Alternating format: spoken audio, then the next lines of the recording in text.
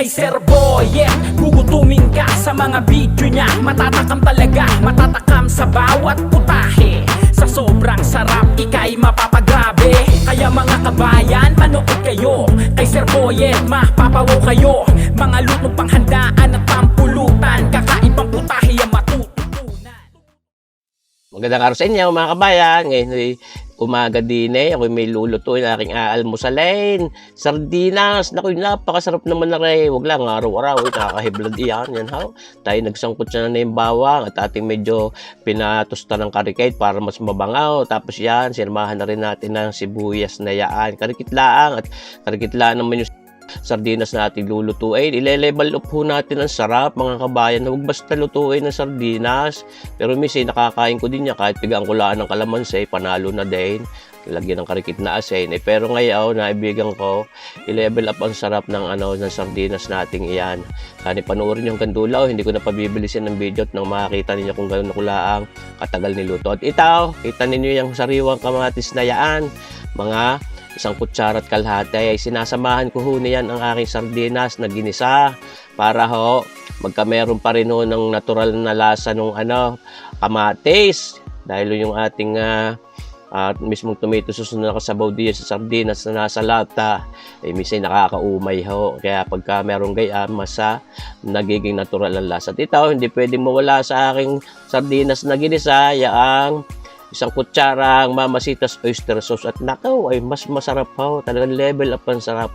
At ito kahit manghang na yung gagamitin nating sardinas, akin lalagyan pa rin ng paminta at napakabango yung paminta diyan sa ginisang sardinas mga kabayan. Ari naman huy kasimple lang kung tutuusin. Kaya panoorin ho sana ninyo hanggang dulo. Hindi na ho natin pinabibili. Kung ilang minuto lang natin lulutuin. Aba, ilalanta ka na almusal.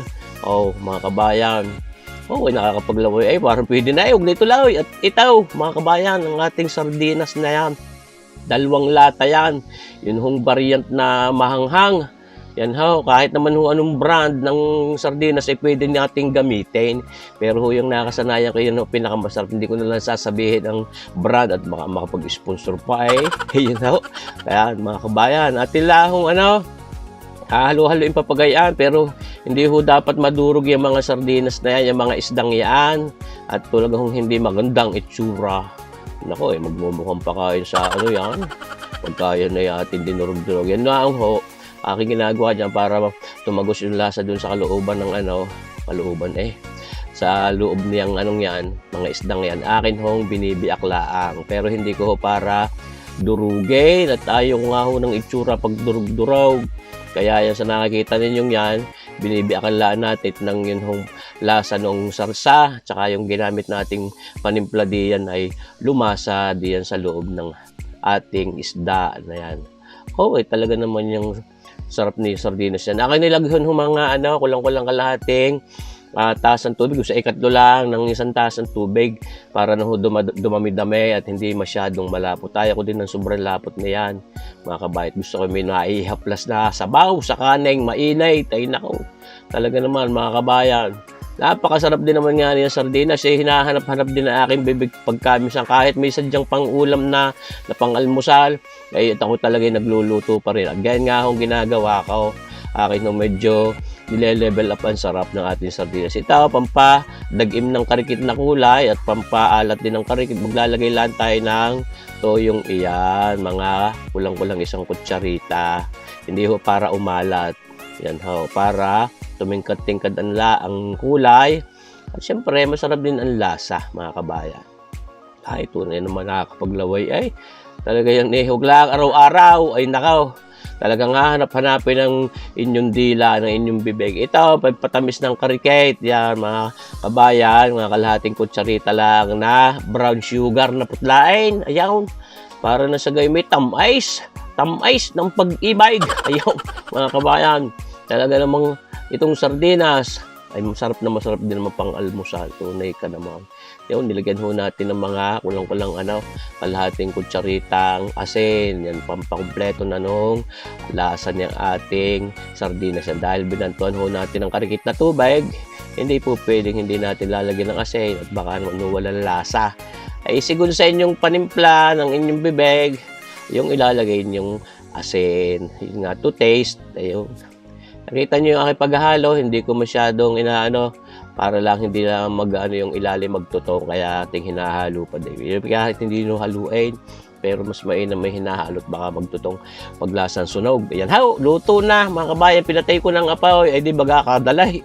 Pwede nang ihayain doon sa hapag ng lantakan. Yan at ilalagay lang din sa ating mangkok na yan. Mahal din yung mangkok na yan kakabili ko yan sa Japan Surplus. Kagaganda. Yo mga kabayan, ang ating ginisang sardinas ni Sir Boyet. Yan nilevel up natin ang sarap. Iyan kita ninyo yan. Nilagyan ko ulit sa ibabaw, toppings ni ang ating sariwang kamatis ng aking giniling. Inalis ko ang mga butout, saka yung aking ginit-git na sibuyas na pampasarap lalaw, pampatanggal umay. Nako, pag hindi kayo napa-unli-race din ay aywang ko naman mga kabayan. Ay tunay ka naman. Kapasarap niya, nakikita nyo bagang itsura. Hindi mukhang pag sabi ko nga sa inyo, pag dinurog ninyo yung mga isdang yan, hindi ho magandang itsura mga kabayan. At nagmumukhang tabi sa kuway, alam nyo na. Ayan, kita nyo baga itaw mga kabayan. Habang yan aking ginagawang papagay ay siyempre, gusto ko lang i-shoutout yung YouTube channel ng aking chef na kaibigan, bagong kaibigang celebrity chef, si Chefu, yun. Yung kanyang YouTube channel na Mr. Recipe. Inyong bisitahin. Yan ho siya nag-uutay na mag-upload ng kanyang mga cooking videos.